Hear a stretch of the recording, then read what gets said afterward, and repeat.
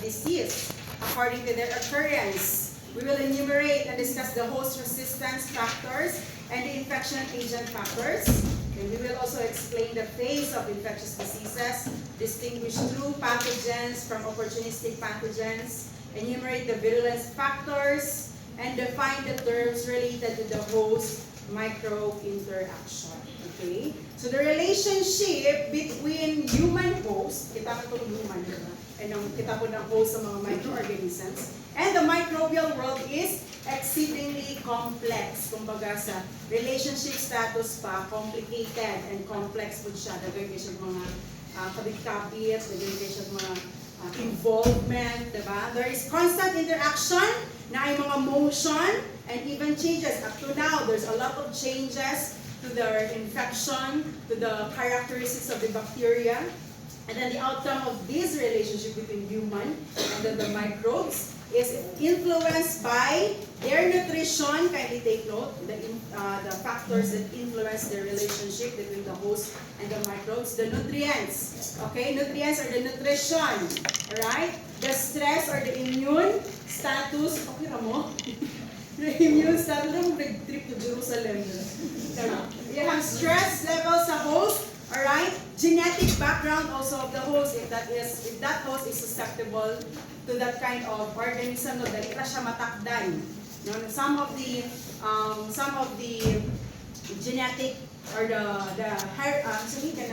hereditary, no, kay uban makuha nila sa genes, uban kay resistant sila on that kind of organism, and also the current presence of the disease. Okay, if you have a current disease, and then there will be a lot of opportunistic pathogens that would come in, no, making another or more diseases, no, or infection to the host. There are different factors that in the host-pathogen interaction and how the host interacts with the microorganism on the disease process. So now let's differentiate pathogenicity from virulence. When you say pathogenicity, it refers to the ability of an organism to cause the disease. It's almost similar with the virulence, but virulence is the degree na, okay? The degree na of the disease, the severity of the disease, okay? Ang virulence. Alright, so when you say pathogenicity, again, it's the ability of the organism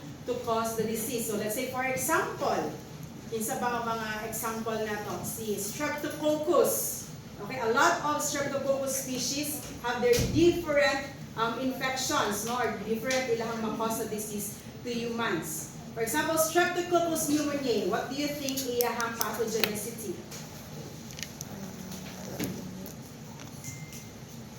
Gusto man kaya iyahang infection na makuan sa ano? Sa humans? Pneumonia, okay? So, the Streptococcus pneumoniae can cause, no, na siya ability, no, it can cause a disease pneumonia to the host, right? How about E. coli, Escherichia coli? What do you think ang iyang ma-cause na disease to the host? Common si E. coli sa mga ginakalibanga, gastrointestinal na mga diseases, diarrhea, yes. No? So pathogenicity, this is the ability that represents a genetic component of the pathogen, and the overt damage done to the host is a property of the host-pathogen interactions, okay? So when you say virulence, the degree or the extent, no, the severity of the pathology caused by the organism, no? So kung unsa siya ka-grabe na, unsa ka-severe ang iyang disease. For example, diarrhea, di ba? When you say diarrhea, pwede gikalibanga lang ka. No, na yung pa na diarrhea na with blood na, no, na ay mucoid, na mucus. Yes, diarrhea with vomiting pa, alright? So, that kind of variation, okay? Variation of the disease is caused by the virulence, right? The virulence of the bacteria, alright? So, in this diagram, how does the pathogenicity start, or what is the microbial mechanism, no, of the pathogenicity? So it started, of course, with a portal of entry. Okay, so we humans, we have these barriers. We started with the physical barrier. What's about the physical barrier? Skin. Okay, what else? Ready? mga mucus like or kaya sa tears na to, no, sa saliva, no, katong mga villi or kaya kanang mga sa hair-like structures sa tuang cells, sa mga microvilli nga pwede mag-swept off, no, sa mga bacteria. However, if ever na i-damage ana, pwede siya makasulod dito ang organism. So this is now the portal of entry. This can be mucous membranes, sa respiratory tract, gastrointestinal, the skin, and then the parenteral route. Now, if that organism invades, no, or nakasulod na siya, no, it invades the host, and then it starts to penetrate, wherein it evades the host defenses. So, ginaunsa man niya pag-evade, no, through its structures, and also iyahang virulence factors, such as the capsules. When the organism has a capsule, maglisod ang immune host, or immune system sa host, no, na ma-kill, alright, or ma-attack ang organism. Also, their cell wall components, if their cell wall contains toxins, or kaya dili siya directly ma-detect with the immune system by the by the cells, WBCs, if na ba siya enzymes, no, that can block or alter the chemicals nga naa sa immune system, antigenic variation, alright, our cell, our immune system ng mga cells such as mga B lymphocytes has its memory. Okay? So mas kuya po na siya memory sa atoan, no? Mas maka-remember pa na siya even decades na to siya nga nahitabo. Alright? So ma-remember to niya ang antigen sa atong bacteria. However, if that bacteria has antigenic variation, di niya mainhan. Okay? So that's why maka-pass through lang, no, or maka-evade lang siya sa host defense or sa immune system. Actually, mga invasins, these are the chemicals, no, that can invade a cell or tissue, that can damage also the tissue, and also mga intracellular growth ang mga bacteria. So it may look like cancer or tumor, diba? Pero bacteria din ang cause ato. Alright? So once na mag-increase ang number, again, once na mag-increase ang number sa microbes, they will adhere or penetrate or attach to the host cells, no, making it maka-evade na siya dito sa host defenses. And now, once it has already evaded, it can cause damage to the host cells. Okay? So, ang sa mga components na maka-damage host cells, these are the siderophores, the direct damage na caused by the toxins. These are exotoxins and the toxins. It can also cause lysogenic conversion, wherein ang bacterial cell wall or the organism can lyse or mag-burst siya, making it dead, or kaya maka-multiply siya dito, or kaya makatakod siya sa uban ng mga tissues. Alright? And also, it can cause cytopathic effects. What is cytopathic effects? There's changes, no, of the cell's morphology or kaya appearance, especially makita ninyo ni sa histopathology, no, sa histopathology ma.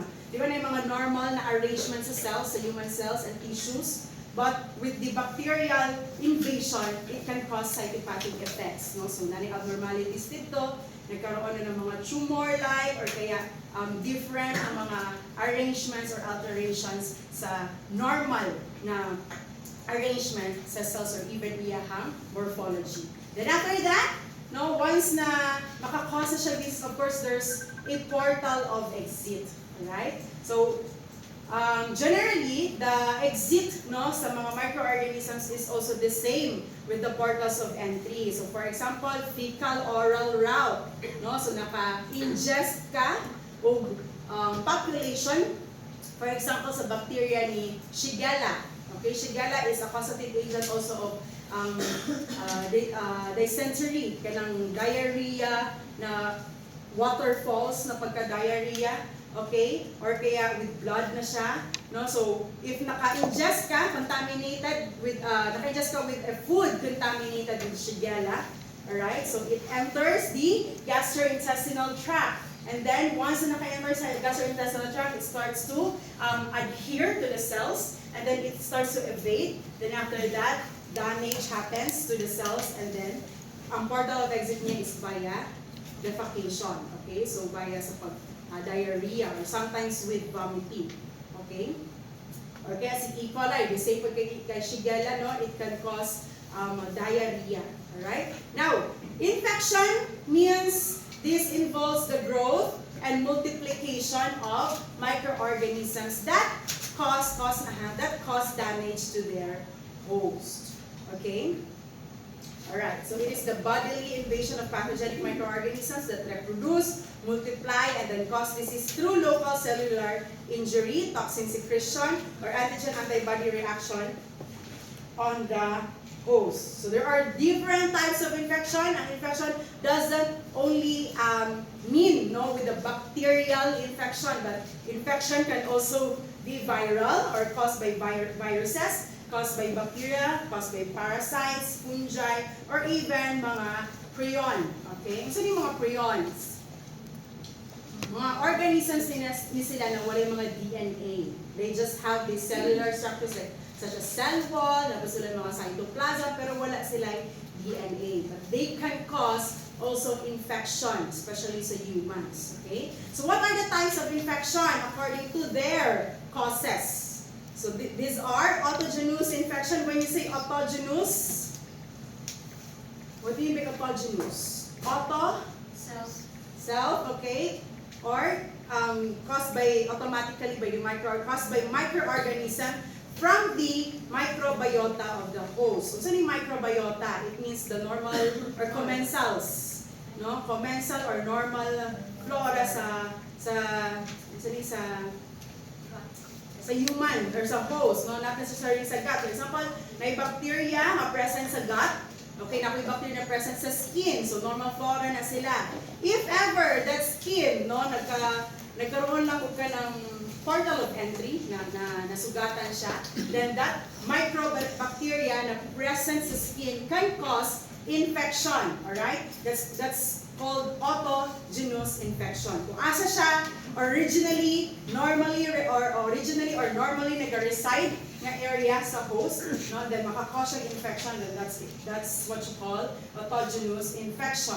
Iatrogenic infection. Okay, can you take note? Iatrogenic infection, this is an infection that occurs as the result of some medical treatment or procedure.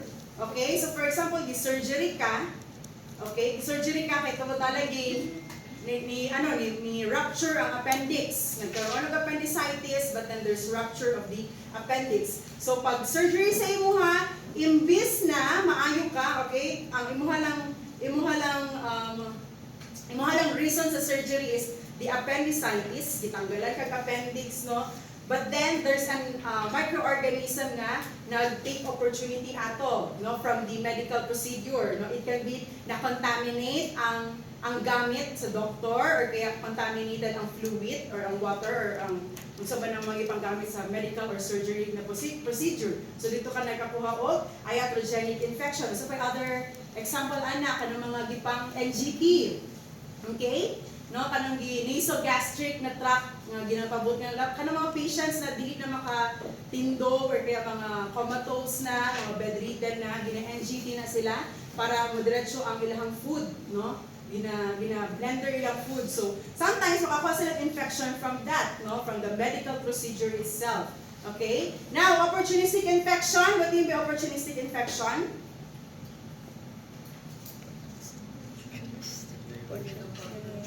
This occurs when there is immunocompromise.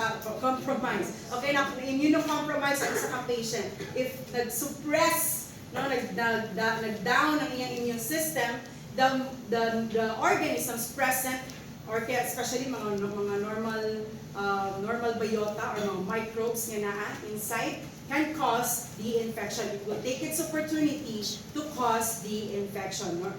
Again, normally, common siya sa mga immunocompromised, sa mga elderly, okay, these are immunocompromised po, katong mga na-current ng mga diseases, and also mga children, no, mga infant, they are at risk of this type of infection, opportunistic infection. Next is the nosocomial infection. What do you mean by nosocomial? Yes, hospital-acquired na infection. Kapag nosocomial, hospital-acquired. Kasi difference sa iatrogenic. Pwede mag-good hospital-acquired at iatrogenic. Pero this is specifically from the procedure. Okay? Gikan operahan or kaya wound dressing sa imo dito ka naka-start of infection. Ang nosocomial is naka-stay ka for long sa hospital, alright? Then dito nag-start ang infection sa imo, such as mga Pseudomonas, no, they are normally found in the hospital, or kaya mga Acinetobacter, okay, ng mga organisms. So nosocomial again, they are hospital acquired, especially sa mga patient na longer days na siya nagstay, let's say 7 days na siya dito na admit, so they can already acquire nosocomial ng mga infection. So that's why in nosocomial infection, it is so important that mga healthcare professionals practice unsa? Hand washing or hand hygiene, okay? So hand washing is still the cornerstone of modern infection control programs. So what are the other types of nosocomial infections? We have this urinary tract infection. For example, the catheter ang patient. Catheterize ang patient. Gawin mo sa catheter. No, kanang insert na tube directly to the ureters, okay? Diretso siya i-insert dito para gawas ang iyahang urine, no? So there are a lot of infections, no, na makuha ani, such as si Staphylococcus saprophyticus, UTI. Okay, lung infection or pneumonia, pwede siya makakuha sa hospital. Pwede Mycobacterium tuberculosis, Streptococcus pneumoniae, or other organisms that can cause pneumonia. Surgical site infections, no? Pwede po, labaw nagdili atiman sa nurses, no? Or mali po ang ilahang method of cleaning the wound site or the surgical site. Bloodstream infection. Kani delikado kani bloodstream infection, meaning nag-sepsis na, nag-bacteremia na distribute na all over the circulation ang bacteria. Okay, this can be, no, sa medtech, this is so important na proper ato ang extraction. Kailangan dito decontaminate mismo, okay, sa patient, and even make the needle sterile yun. Hindi dapat na ito siya matouch, no, pag magtusok na. Or else we can introduce infection to the bloodstream, okay? So there are also types of infections according to the host distribution. This can be local, focal, or systemic. When you say local, signs and symptoms are specific or confined lang siya in one specific area. Okay? When you say focal, this starts as local, nag-start siya sa local specific area, then nag-spread, okay, to other parts of the body. When you say systemic, it means generalized na, all over na. Not just one organ, but 2 or more organs are being affected. So there's already a spread of the microorganisms throughout the body, including the blood system and the lymph system or lymphatic system. Okay. Now, in systemic infection, it can be bacteremia. When you say bacteremia, it means there's presence of bacteria in the blood. Septicemia, there's active multiplication already of the invading bacteria in the blood. Pyemia, it means there's already pus. Kapag na naging presence of pus, pyemia, pyogenes, mga pye, no, it means pus. Alright? Which invades the bloodstream and become localized at different parts of the body. Okay, so for example, ang Staphylococcus aureus, nakasulod siya sa blood circulation, then ni-distribute siya all over the body, okay, nag-multiply siya, and then biglang nainigawas na mga matagtiki para sa Bisaya, ng mga style, or kanang mga, sige, English, anong, boils, okay, mga pigsa, mga boils, alright? So, dira na makita ang pyemia, alright? And then toxemia, presence of toxins in the blood. Once ang bacteria kay maka-release na siya or maka-produce siya atong toxin, then spread siya in the circulation and then gets absorbed by the body cells. That's what you call the toxemia. Please take note of these terms because next week we will start with a specific organism, the Staphylococcus, and these terms will be commonly discussed or commonly natin siya ma-encounter sa mga organisms. Alright? Now, there's an extent of infection, no? Depending kung unsa ang iyahang or kung sa ang severity or kaya kung sa ba ang ang pag-start sa infection. It starts with primary infection.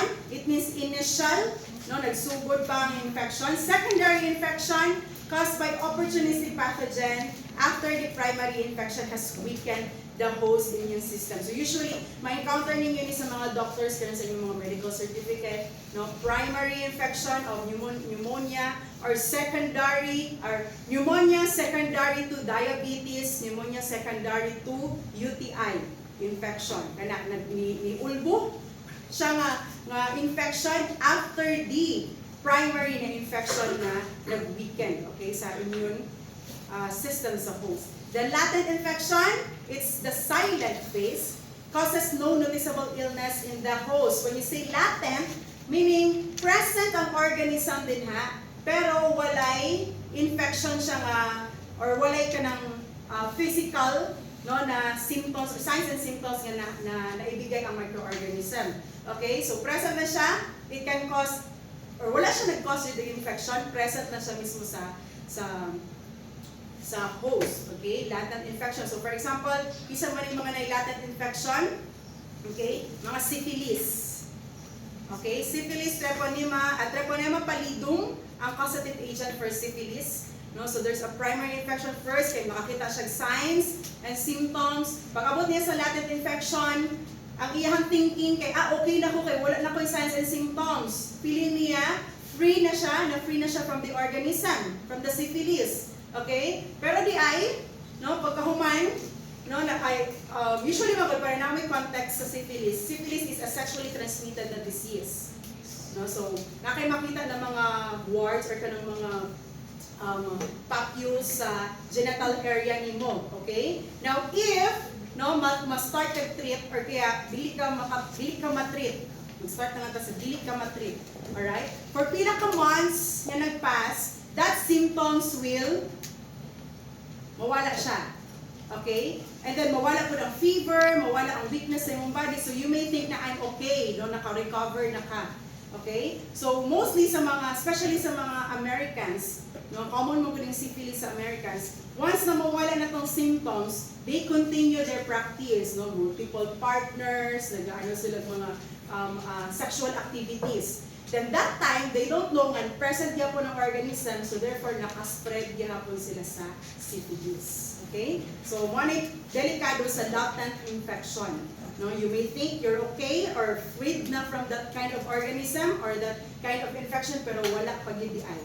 Okay? Then mixed infection caused by 2 or more na organisms. No, so pwede mag-mix, for example, HIV mixed with Mycobacterium tuberculosis. Okay? Or kaya Klebsiella pneumoniae mixed with E. coli. So there's a lot of partnerships nga mahitabo, no, sa organism to cause infection to the host. Then acute infection, it develops and progresses slowly. Unsa gani ang interval sa acute infection sa ihang time? Pila ka months? Less than 3 months. If more than 3 months na siya, it's already chronic. Okay? Develops slowly with milder but longer lasting symptoms. Okay, now diseases. This is the specific illness or disorder that is characterized by a recognizable set of signs and symptoms. Diseases can be acquired by a hereditary infection or through your diet or environment. Okay? So classification of infectious diseases, this can be communicable or non-communicable. When you say communicable, it means it can be spread. Okay? So give me an example of a communicable disease. Cough and cold. Common flu. Tuberculosis. Okay? Pwede po pneumonia. Basta ka lang ma-transmit siya, no? Ma-spread siya. No, from human to human, animal to human, or human to animals, or other sources in the environment. Okay, so communicable, it can be via direct contact, no, via ingestion. Okay, ang non-communicable diseases, these are diseases that are not transferable. Okay, these are not transferred from an infected person to another. So give you an example of non-communicable diseases. Diabetes. Cancer. Isa pa. Isa pa ang bacterial infection nga dili maka-transmit. Nanging bacterial infection nga dili transmitted or kaya dili siya mag-transfer, no? Depending gihapon sa status sa isa ka host or sa iyang kauban sa isa ka balay. Alright? Kung baba yung immune system, pwede siya mahawaan. Pwede po high blood pressure. Okay? For example, biofilm caused by Staphylococcus epidermidis. Okay, ang biofilm kay ano na siya sa indwelling na catheter or kaya kanang sa prosthetic device mismo sa heart. Alright, so naay Staphylococcus epidermidis nila. Of course, dili na siya ma-transmit to another person. Exact, kung na po kay prosthetic device to dira, pwede siya pero kung wala, then that is non-communicable disease. Okay, nasabtan to? Nasabtan to, hello? Yes, Okay. So here is a summary of the comparison, no, of communicable and non-communicable disease. So kindly read through it. Alright? So di na natin na siya go through pa. Sabotable lang po ng iyahang summary. Okay, now, let's proceed to the classification of disease according to their occurrence. So when you say sporadic, occasional lang. Alright? So once in a year lang siya, but not all the time. Endemic. Kapag endemic, constantly present in particular location or population. Okay, so nanay yun na siya dira. For example, malaria, endemic siya sa Palawan, sa asa pa itong ipangingon ni Doc, di ba? Itong sa Agusan, itong sa Sulu. Alright, epidemic, large number na of people in a population within a short period of time. And when you say pandemic, across large regions na siya or countries and continents na around the world, such as the COVID-19. So what are the effects of infectious diseases? So kapag naning effect ng infectious diseases, we can already see the signs and the symptoms and as well as the syndrome. When you say signs, this is something na ma-observe, makita nimo. Gusto mo ng example sa mga signs? Rashes, di ba? Isa pa? Redness, isa pa? Temperature, pwede naman makita. Rash, yan. Na-mention na ako. Okay, mga pus, no? Na-produce ng pus, okay? Kapag symptoms, ang patient mismo ang naka-feel, sakit akong tiyan, asa banda sa tiyan, no? So, hindi ka makadetermine, it's so generalized, that's why ginapa-specify, okay? Sakit akong tiyan, uga akong tutulan, alright? Dry ang cough or dry ang throat, sore throat, no, those are kinds of symptoms. So in this picture, no, moisture, temperature, color of the host, then heart rate, these are signs and symptoms such as dizziness, nausea, and fatigue. Okay, ang syndrome, what do you mean by syndrome?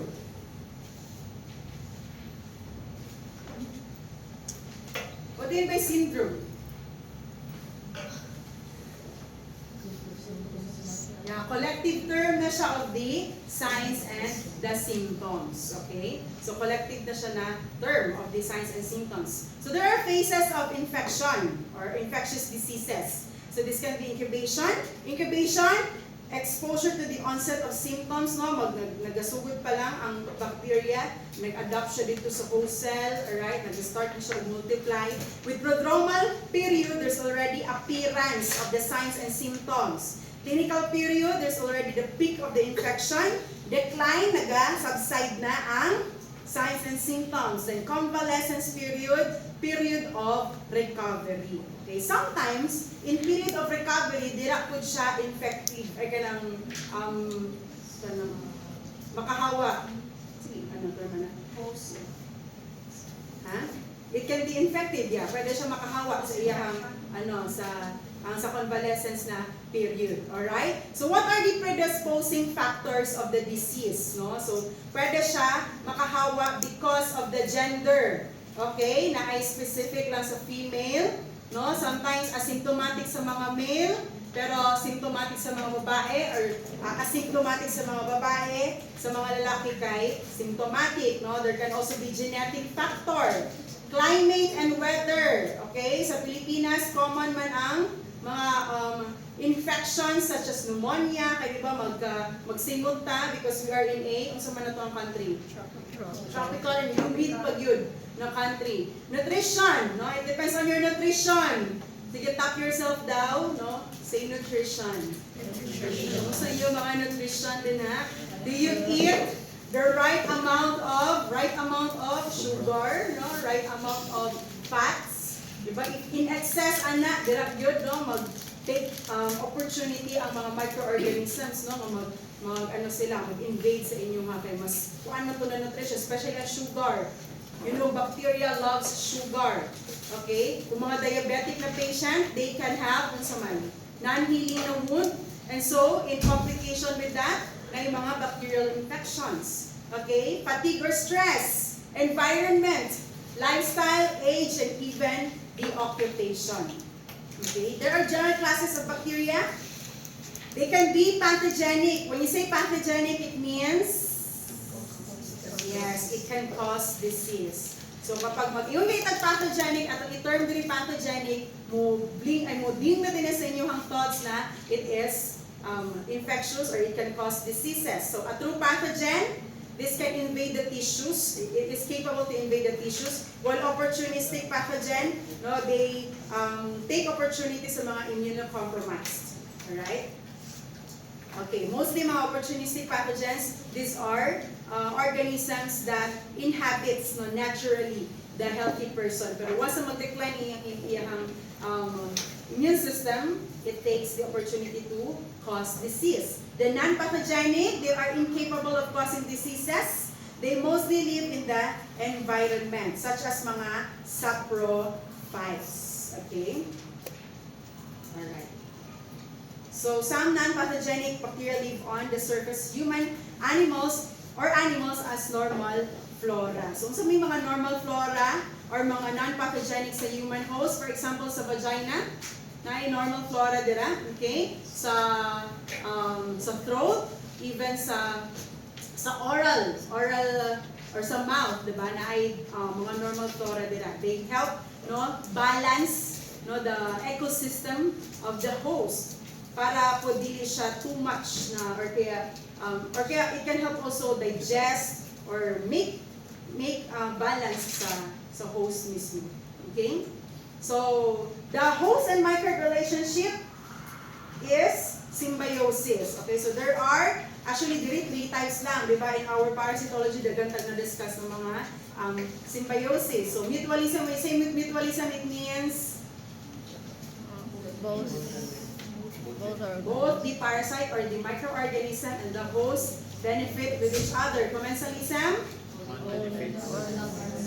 Yes, the one benefits without harming the host. Okay, the parasitism? The other benefits. Yes, the microorganism already harms the host. Okay, so in a host-microbe relationship, it can also cause biofilm production. So biofilm production, mo ni siya ang complex interaction or kaya community na siya sa bacteria. Okay, between the indwelling device, and also ang bacteria. So once na present ang bacteria dito, it can cause a biofilm or katong ihang slime, ma-produce ang slime, then magkaroon na og biofilm, right? This is a key component in their bacterial pathogenesis. Okay, so what are the factors influencing the microbial virulence? These are the toxic factors. Okay, so there are a lot of toxins ma-release sa bacteria such as the diphtheria toxin, tetanus plasmin, in which this can cause death also to the host. Enzymatic factors, maka-cause alteration sa function, especially sa immune system or kaya sa tissue and cells. Then cellular structure, such as the capsules, wherein ang capsule maka-prevent siyang phagocytosis. Ano ang phagocytosis? Engulfment or ingestion of microorganisms, not just the bacteria. So, pwede po virus ilang ma-engulf or kaya kapwa nila ng mga cells ang ilang ma-hit. Okay? Alright. Now, infectious agent factors also, hindi siya infection agent factors. Alright, so how does an infection starts? It starts with the adherence. Ano ang adherence? It's the attachment or penetration of the microorganism to the layer, especially the mucus layer of the host. Okay? And then mag-attach siya sa tissue or for example sa epithelium. Alright? So, dapat ang microorganism, okay, nana sila yung mga receptors. And at the same time, ang host, natin siya ay receptor towards that specific na microorganism. Or else, if wala na siya receptor, dili maka-adhere ang microorganism. That is why, for example, si E. coli, dito siya sa gastrointestine. Okay? And dito po siya maka-cause of infection. It cannot cause, though somehow 9 times, no, it cannot cause infection to the respiratory tract, ang E. coli. Okay, kaya wala man siya receptor dito, no, sa host, sa respiratory tract niya. And also, E. coli cannot cause infection sa CNS. Dili niya target ang CNS or kaya ang spinal fluid dira nga area because it doesn't have receptors for that. Okay? It's not siya specific receptors. The main adhesing in the bacteria is the common pili or the fimbriae and the surface polysaccharide. Okay? Most fimbria of gram-negative bacteria function as adhesins. Okay? Adhesin is for penetration or attachment. But in many cases, it is a minor subunit protein at the tip of the fimbriae that is the actual adhesins. Okay? Alright. Now, after niya mag-adhere, mag-proliferate siya. When you say proliferation, there's multiplication. No? Mag-multiply na siya dito. Pag-abot niya, for example, si E. coli, naka-attach na siya dito sa gastrointestinal tract. Okay? And then after that, it will multiply. Then these components will inhibit proliferation no, sa bacteria through our secretory antibodies. Our secretory antibodies na masecrete na siya sa mga cells, specific cells, sa atong immune system. The lactoferrin also, it will block no, the proliferation of the bacteria. Lysozyme, an enzyme, no, nga iyang i-lyse mismo ang cell wall sa bacteria. Then after that, if ever dili siya no, ma-inhibit from the immune system, no, maka-bypass siya dito, it can, the pathogen after proliferation can cause tissue damage. Alright? If ever di siya ma-inhibit, it can cause tissue damage to the host. So result of either a preformed toxin or the disruption of the normal functioning of the intestinal cells. Okay? Okay, once na maka-proliferate na siya, dito na mag-start yung mga toxins, ma-release, or kaya yung mga virulence factors no, causing the damage to the tissue. After that, after sa tissue damage, there will be production of toxins, the endotoxin or the exotoxins. Alright? Then, after production of toxins, there's invasion, no? Na penetrate and na-grow ang microorganism sa tissue. It can be superficial penetration or deep penetration. Okay? Then after niya mag-invade, i-disseminate niya ang mga microorganism or spread no, towards its distant body sites. Okay? So after niya mag-invade, it will proceed to dissemination. So, how can the host resist no, these microorganisms? Number one, through physical barriers. Physical barriers can be physical such as ang skin or chemical barrier. So, ang chemical barrier sa ito ang sa physical na area. So, ang chemical na pwede na ito or kaya, how can we be protected no, by a physical na aspect pero with chemical na involvement? Isa ito ng mga chemicals. Phospholipid bilayer. Phospholipid barrier. Ang host mismo, unsa man ang ato ang barrier against sa mga microorganisms? Sa skin, saliva, mga chemicals, saliva, tears, okay? Those are the chemical barriers, no, for against the microorganisms. Then, cleansing mechanism through our nasal hair, okay? Or coughing or sneezing, or via our cilia. Okay? So, kaya para mapagawas no, ang trapped mucus or kaya ang mga microorganisms na na-trap sa mucus. Okay, so once na kaning cilia, no, mag-activate na siya, iha nang gina-swept off ang trapped mucus with the microorganism, muna na ang production sa phlegm, no, or especially sa throat na area or sa respiratory tract area, I mean. Then antimicrobial resistance, bacterial cell wall and bile salts destroy bacterial membranes. Okay?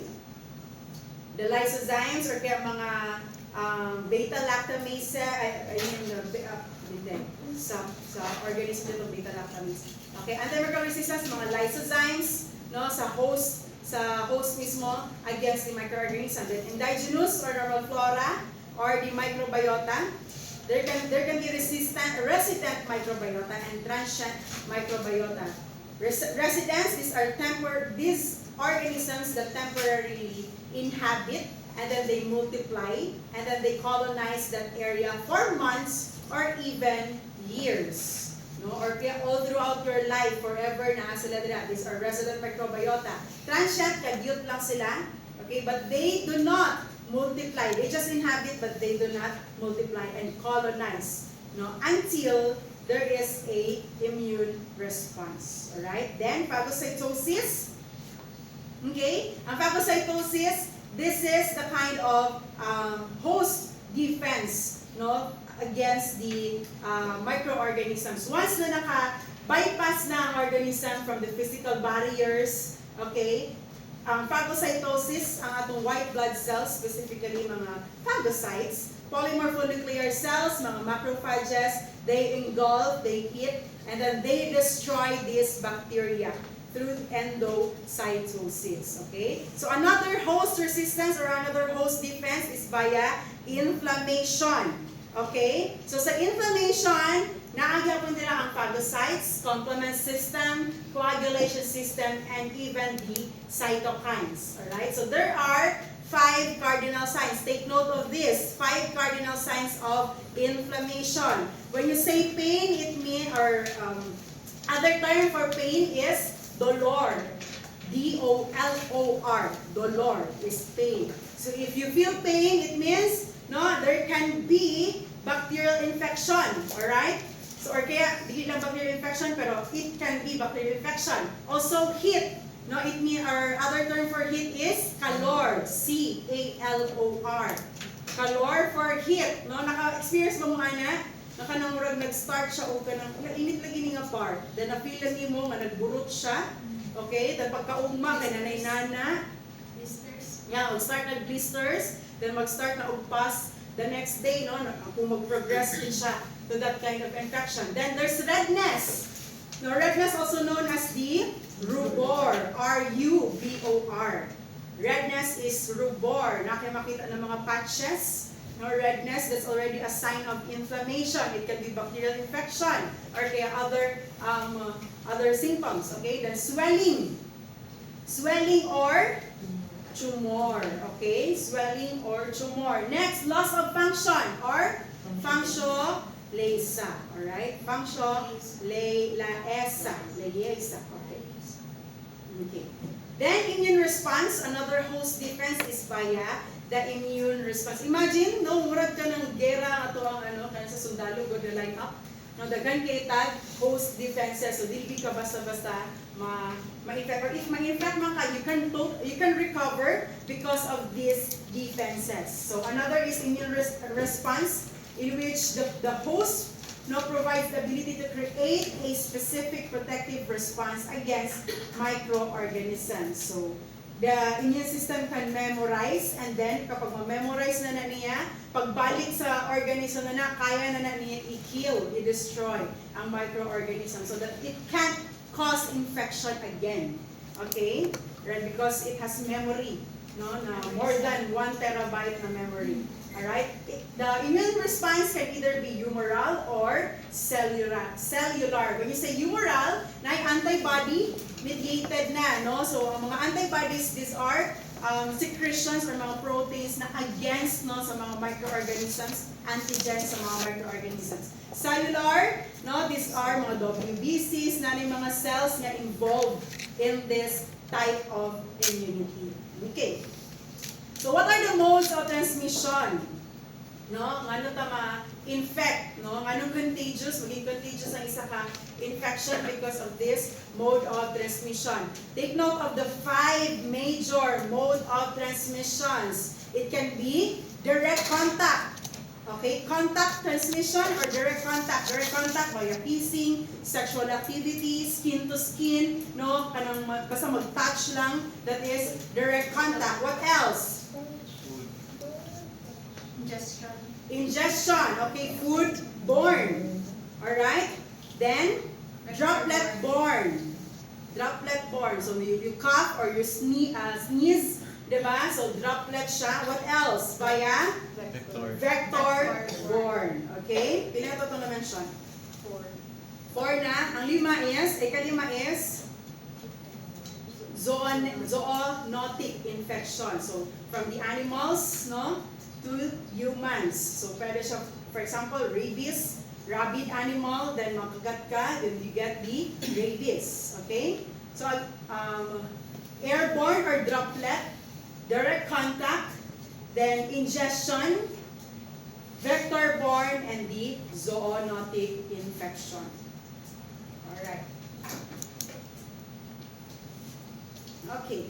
So, that ends our topic about the pathogenesis and the epidemiology. Now, let's proceed to the control of the microorganisms, in which next meeting for our laboratory, we will perform sa pagkontrol of sa microorganisms. No, so, ato sa silang buhion, then after that, ato silang patyon, okay, to control this spread of the microorganisms. So, in this topic, we will differentiate the function and purposes of a disinfectant and an antiseptic.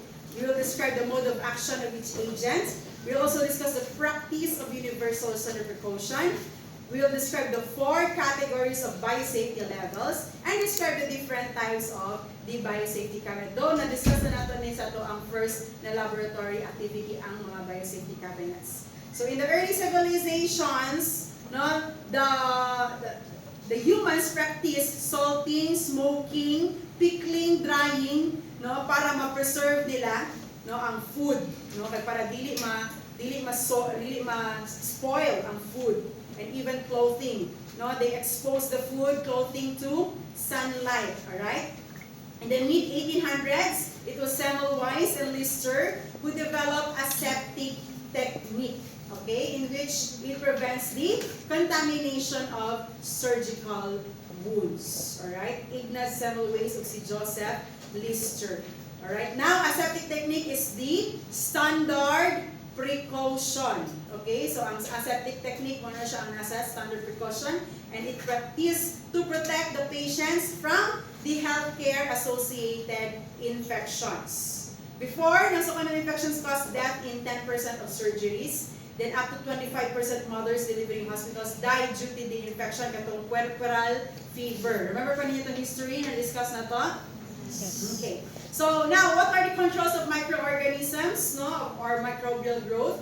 So we have this sterilization. Say sterilization. Sterilization. Okay, so it means it kills or removes all forms of microbial life, including, take note, endospores. So that's why gold standard sa control sa microbial growth ang sterilization. Because even mga endospores, remember ang endospores? Yes. Remember ang endospores, mga spores? Diba, they have this rigid structure, no, that is composed of calcium, okay, and diionized, no, na components sa microorganism that is capable to resist extreme na mga environment. Alright? So with sterilization, it can kill and destroy the endospore. So that's why kailangan ang sterilization, no, para sterile, alright, and para limpyo and safe siya, no, for especially sa medical procedures, okay? Then commercial sterilization, this is a heat treatment that kills the endospore, specifically sa mga Clostridium botulinum or katong mga organisms nga na ay spores. Kinsa to ng mga organisms, remember niyo? Asa di Clostridium botulinum. Isa pa itong mga spores. Letter B. Bacillus anthracis. Isa pa. Clostridium pod. Tetany. Clostridium. Tetany. Tapos si Clostridium perfringens. Okay? So those are examples of the bacteria that has endospores. So pwede siya mamatay. Okay? Now, importante si Clostridium botulinum na kailangan i-kill because sa food present, pwede siya maging present, no? Dito sa mga canned foods. Kasi mahilig og mga sardinas diri, mga century tuna, yung mga lang yun. Mga naka-can, di ba? So, kailangan no na ay commercial sterilization because in the past, there were a lot of people na nagkaroon og botulism. Okay, so ang botulism, kung ang tetany kay mag-paralyze ka, magkahit o katumuan na agad ang patient. Kaya wala siya kanang exorcism, di ba? Ang botulism is opposite. No? So, luya, wala kay energy, ni tindog, dili ka makatindog. Okay, that's the problem of botulism. Okay, so good thing now, di ba? Na-improve ang sterility or na mandate yun siya sa mga industries, especially sa canned industries, no, kailangan naging sterilization, especially sa food. Okay, canned foods. No? However, ang commercial sterilization does not kill mga endospores of the thermophiles. O sige yung mga thermophiles? Heat loving. Higher temperature more than sa boiling point, no, ng mga organisms, mga thermophiles. They love extreme heat. Okay? Alright. Now, disinfection. Aside sa sterilization, we need to disinfect. When you say disinfect, no, it reduces the number of the organism, especially ang mga pathogenic, to the point where they no longer cause disease. Okay? So, disinfection usually involves the removal of vegetative or non-endospore forming na mga pathogens. They may use physical or chemical methods such as disinfectant, okay, which is applied to inanimate objects, okay. So, alcohol, 70% alcohol can be a disinfectant and at the same time, pwede po siya antiseptic because this 70% alcohol can also be applied to the living tissue, no, or antisepsis. If 10% sodium hypochlorite, is that a disinfectant or antiseptic or both? Why? Concentrations niya ay high na hindi siya makaano siya, corrosive siya at times. Okay, so hazardous food siya, no, to the tissues ang 10% sodium hypochlorite, so that's why it is just considered as a disinfectant, not an antiseptic compared with 70% ethyl alcohol. Okay, degerming. It's a mechanical removal of most microbes in a limited area. So for example, kanang pag phlebotomy, no, we perform degerming dito sa area sa ato ang venipuncture. Okay? Next, sanitization. Use of chemical agents and food handling equipment to meet public health standards and minimize chances of disease transmission. Okay? So, dapat na ay sanitization, no? Sanitize dapat ang area, especially kung kasi mahilig mo kaon og mga karinderya. Okay? So, dapat tanawin yun ninyo na abay mga ilaga diri, na abay mga kuan, or sanitize ba? Well sanitize ba ilang area. Alright? Next, sepsis. No, from the Greek word sepo, it means decay or putrid. So, sepsis indicates bacterial contamination or the presence of pathogens in the blood or tissue. When you say asepsis, absence. When you say aseptic technique, you remove, no, or prevent the contamination of surgical instruments, medical personnel. You remove the medical personnel. Okay, and the patient during surgery, prevent bacterial contamination in the food industry. Then there's the term bacteriostatic agent. Bacteriostatic, imo lang siyang i-inhibit ang growth, but you do not kill.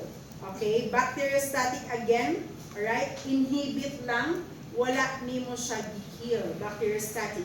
Germicide, it kills certain microorganisms. Ang mga microorganisms, collectively, they are called as germs. Okay? So when you say germicide, iyahang gi-kill ang mga microorganisms. So bactericide, kung saan gina-kill? Bacteria. Virucide? Fungicide? Okay, so sporicide sa mga bacterial endospores. Take note, bacterial endospores. Or na siya, dili of. Or fungal spores. Bacterial spores o fungal? Okay. No, or na siya, dili of. Or fungal spores. Okay, so now, here's the rate of the microbial death. Okay, so depending sa number of the bacteria, okay, ang presence of bacteria na naadin ha, can affect the rate of the microbial death, no? So bacterial growth, di ba nato siya lag, then log, then stationary, then death. Okay, during the exponential or log phase, no, there's a doubling, no, of the population of the bacteria. Tama ba? Di ba, nag-double na ang iyahang number. Alright? When bacterial populations are heated or treated with antimicrobial chemicals, they usually die at a constant rate. No? Dili siya katong, oy, saka na po siya, baba na po siya, saka na po. Constant rate siya, baba siya dayon. Alright? The kill time is proportional to the number of the microbes. Again, the kill time is proportional to the number of the microbes. So once na ma-expose na ang microorganism to this antimicrobial agents, no, proportional ang iyahang rate. Alright? So the higher or larger number of microbes means the longer the time. Again, the higher or larger the number of microbes, it means the longer the time. So for example, na-spill nimo ang sputum or ang plema. Okay? Kung saan kung ganito siya pag-decontaminate? If na-spill nimo sa floor ang sputum, tangan sa inyo siya tissue. Then mutangan nimo siya og disinfectant. Okay?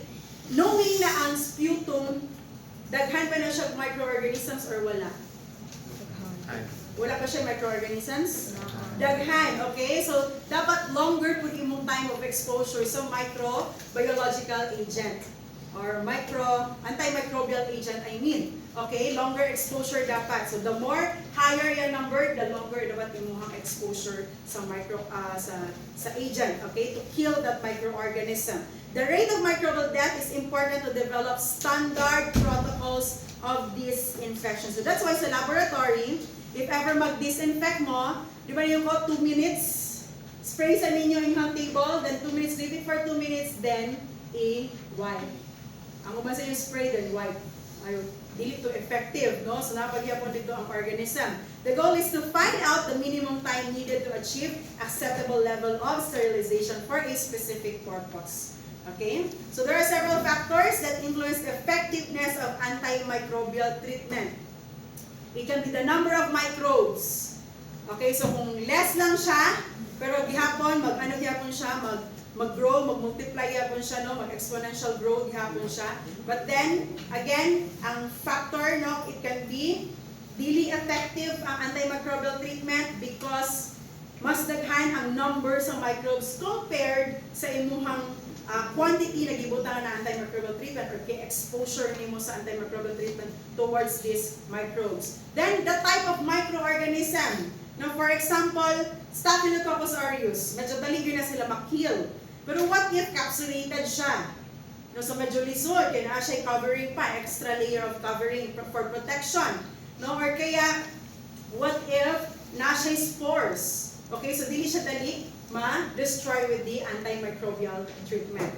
Alright? Also, environmental influences. There can be presence of organic materials such as blood, feces, and saliva that tends to inhibit antimicrobials, mga pH, and even other environmental na makakause of ineffectiveness sa antimicrobial treatment.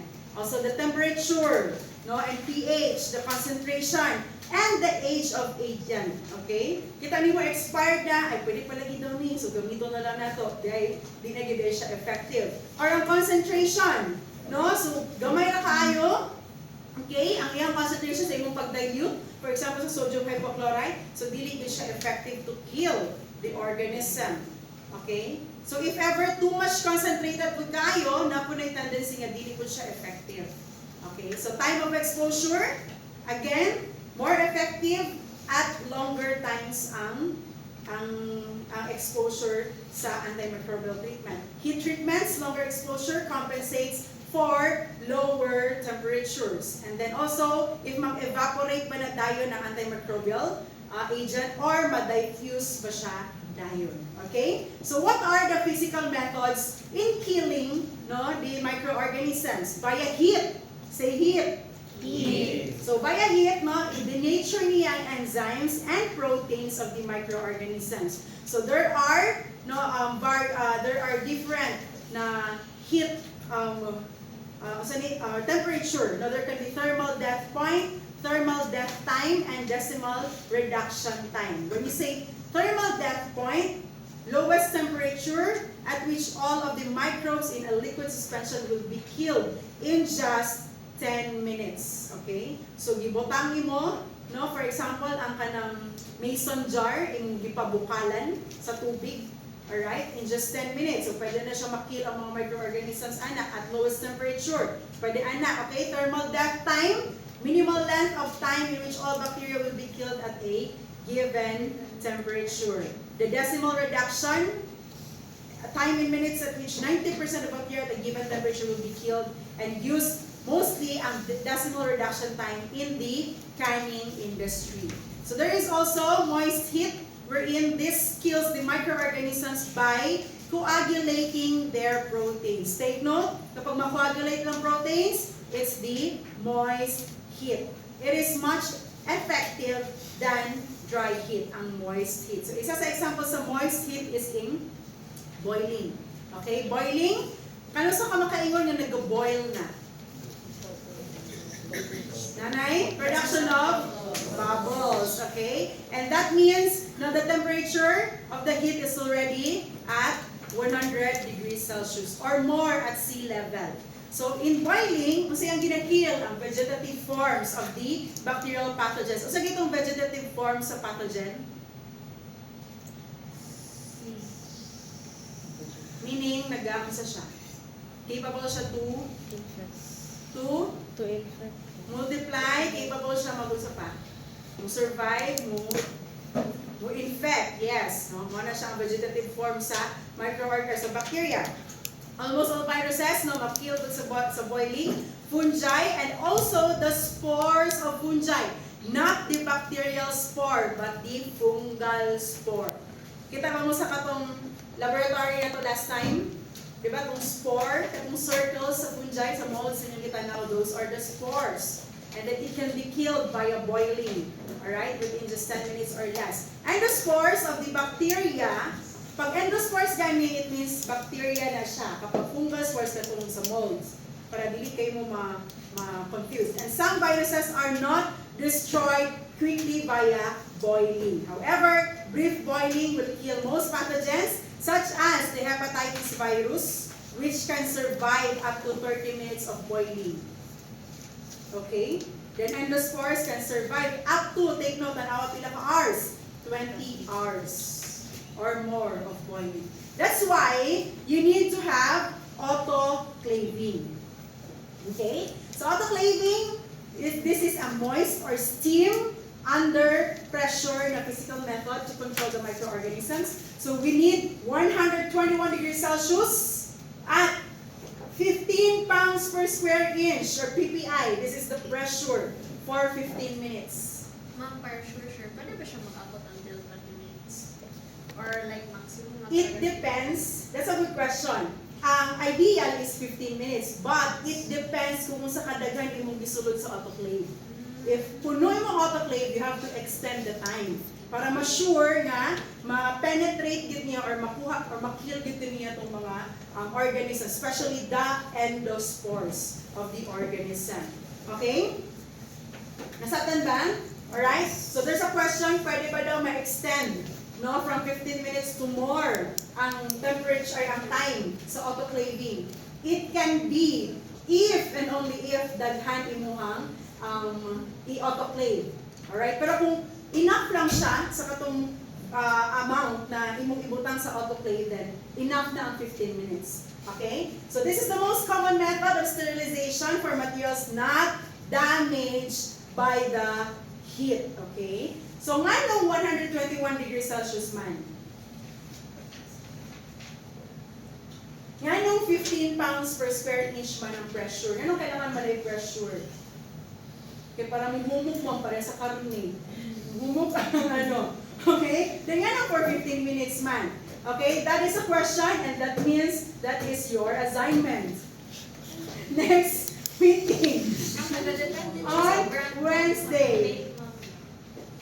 Not really on the brand. This is the general. General din siya na ano. Or kaya, mo gina siyang standard na iyahang standard niya. And dito mo padulong sa inyong assignment nga nung kana iyahang standard for autoclaving. Why is it that in autoclaving you need to have the temperature of 121 degrees Celsius, pressure of 15 ppi, and for 15 minutes? Okay? What is the reason behind of the temperature 121 degrees Celsius, of the pressure 15 ppi, and the 15 minutes na time for autoclaving? There's a reason for that. And yes, that would be your assignment. Write it in a 1/2 sheet of paper, 1/2 crosswise. Alright. Now, in autoclaving, all organisms and endospores are killed within 15 minutes. Okay? So take note, there is a biological indicator for autoclaving in which makita ninyo ni karong laboratory session ninyo. Okay? Na-imprint ni siya si Bacillus stearothermophilus, or now known as the Jeobacillus. Dili na siya si Bacillus. According to CDC, it is now Jeobacillus stearothermophilus. Nga nung si Bacillus stearothermophilus or si Jeobacillus man ang ginagamit as biological indicator. What is it? What is with Jeobacillus stearothermophilus? No? Ano siya ginagamit as indicator for autoclaving? I-include ko na sa assignment. Okay? Include Jeobacillus, and why Jeobacillus stearothermophilus is used as the biological indicator.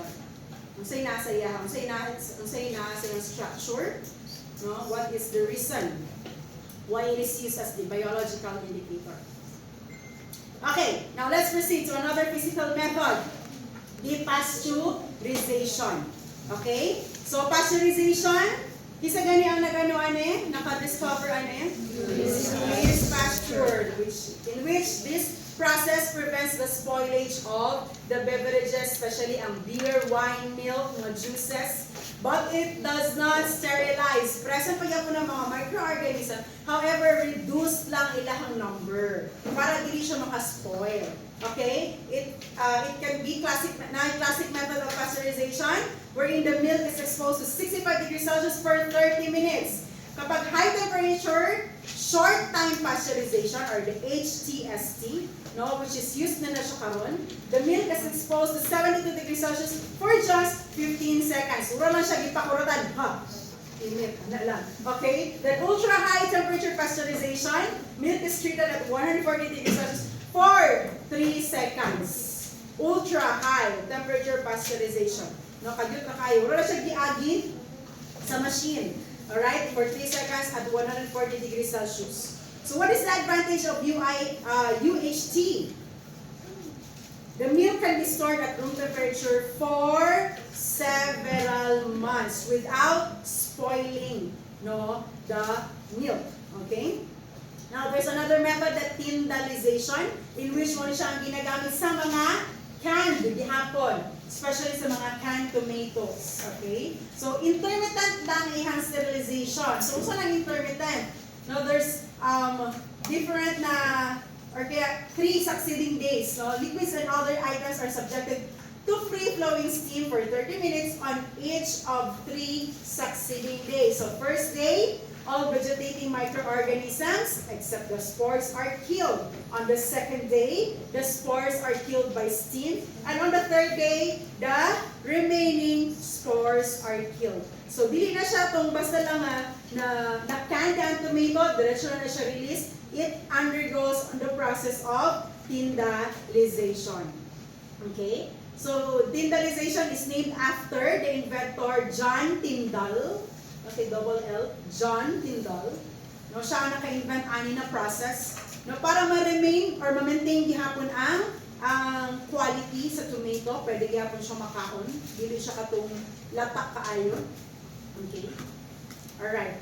Kapag tyndalization, there is intermittent or fractional and discontinuous na heating. Okay, now dry heat. Alright? Or the incineration. Wherein ang protein, no, there is protein oxidation, okay, and that's how the microorganism is being killed. So nakita man ninyo, ibuhat na nato sa laboratory ang direct flaming or ang incineration no, of the inoculating wires. So dry heat can be direct flaming, it can be incineration, and it can be hot air sterilization. Sa hot air sterilization, common siya sa mga dry oven. Okay? Kasi nag-oven din. Gina-oven ang mga utensils. Okay? Hot air sterilization. Usually sa mga babies, di ba? Excuse me. Mga babies, napansin na ninyo, di ba ang mother ilahang gina-sterilize ang mga gamit sa pero pag nakulaw, bahala nakauwi. Para makatuon ka kuan kagawa. Alright, kapag hot air sterilization, take note, 2 hours at 170 degrees Celsius for sterilization. Guys, take note of the time and the temperature of each physical methods ha. Kaya mo ginay mo gawa sa quiz and sa exam. Alright? Muna ay lang differences. Alright, biological indicator, the Bacillus subtilis, variant Niger. Okay? Again, for hot air sterilization, unsa yung biological indicator? Si Bacillus subtilis, variant. Variant na siya, another variant yan, Niger. Okay? Include in your assignment, why is Bacillus subtilis, variant Niger, used as the biological indicator for hot air sterilization? So, inaasa iya ka.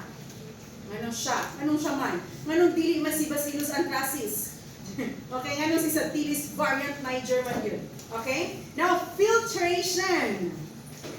Filtration, it uses filters, no, so that ang microbes will be removed via passing a liquid or gas through a screen-like material with small pores. Okay? So, it can be high-efficiency particulate air filter, no, or HEPA, ano siyang ginagamit sa biosafety cabinet. Alright? Mga burn units, no, mga operating rooms. So, nakapansin pa mo, Ana, sa mga operating rooms? If ever man, mag-enter na mo, makasunod ng mga operating rooms or mga burn units, na sila ay kanang exhaust na or kanang area, kanang ventilation, na gamay lang na siya, either sa baba or sa taas, or mariani, kanang dila, no?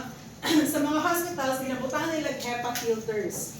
Okay? Para ma-filter no, ang mga microorganism na makasulod sa room, or kaya ang mga, for example, present ang microorganism sa patient, dili siya makagawas and ma-spread sa entire hospital.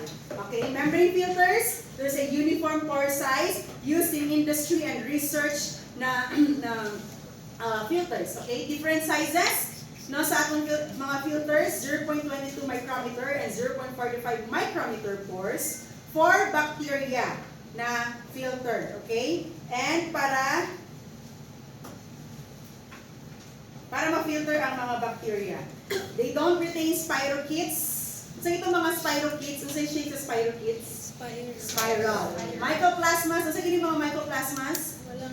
Wala sila yung cell wall and even viruses. Okay, gagmay magunin sila ng mga organisms, so dili sila ma-filter with these sizes.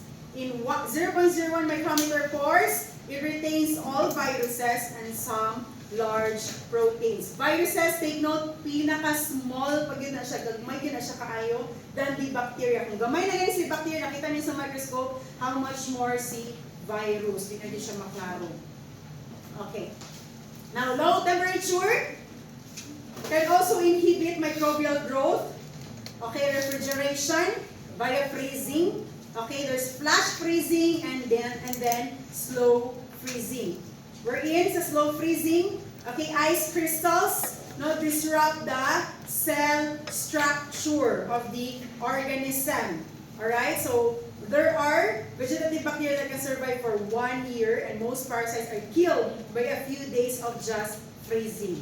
Okay, kasi ito mamatay sa slow freezing just for a few days, it's the parasite. Pero kapag longer than that, awat na siya years, it's the bacteria. Alright, now desiccation, meaning drying. Osmotic pressure, you use high concentration of salts and sugars, no, especially sa foods to increase the osmotic pressure and create a hypertonic na environment. So that it can burst or lyse, no, or shrink the cell wall of the bacteria and stop growing. Alright? Now we have radiation. The ionizing radiation, it gives us gamma rays, X-rays, electron beams, or higher energy rays. Okay? Then the biological indicator for radiation is C, Bacillus humulus. In your assignment, again, what's the reason? Why Bacillus humulus is the biological indicator of for radiation? Okay? Alright, now, ultraviolet light, it uses the wavelength of more than 1 nanometer to damage the DNA, the thymine dimers of the microorganisms, the genetic sequence. Alright? But, ang disadvantage with ultraviolet, it can damage the skin, the eyes, and doesn't penetrate mga paper, glass, and cloth. Okay? Our biological safety cabinet dito sa laboratory has a UV light. And it is used no, to sterilize. So before mag-work ang microbiologist dira, mag-undergo sa siya ultraviolet na sterilization. Okay? Dapat ang medtech or ang microbiologist no, kapag mag-UV na siya, magpalayo din siya. Okay? Or else it can cause cancer, no, or kaya magkaroon ng mutation in yung genes no, once na ma-expose ka with UV. Okay? So microwave radiation, wavelength of 1 millimeter to 1 meter. Heat is absorbed by water molecules. So that's why, kung mag-microwave mo sa food, mapansin pa yun, labo nagpan yung microwave, gagi kayo. No, kahit nga, na-dehydrate din niya pag kayo. Di ba nakatayo, wala mo nag-microwave, suda ni kabro, bato. Okay, kahit nga na, dehydrate niya ang water molecules. No, the same with the bacteria, ma-dehydrate niya ang cells. Okay, sa bacteria. Bacterial endospores, which do not contain water, are not damaged by microwave radiation. Take note, with microwave radiation, bacterial endospores nga walay water is alive gihapon siya, no? So ineffective ang microwave radiation for that. Usually, UV and microwave radiation, these are used sa mga OR, operating room, mga surgical wards ng mga sa hospitals, and microbio ng mga laboratories. Okay, we will proceed. We will continue our topic with the chemical methods. Sa laboratory nila nato ni siya i-discuss. Well, gamay na lang maninuon siya. No? The rest is biosafety levels na suryahan naman hinuon nato nin. But we will continue this topic on Tuesday. Okay? Alright. Now, this Tuesday, i-perform natin sa lab. Kung kamakayan ko sa atong time. So, please strategize with your group well, no, para masulod na to siya in 4 hours ang atuang laboratory activity. And on Friday ba ito next lab, no? Dili ko available because I and Sir Charles will attend a convention. So, I will just leave an activity sa inyo, ha? And wala pa yung final kinsa ang teacher na mo handle sa inyo that time. Kasi Sir Neil, quiz, malala, charis. Okay, so, surprise na lang isa ang teacher. Hindi pag yung mag-ingon. Okay, so, and on Saturday, next week, okay, wala po po. Oh, mamiss ko ninyo.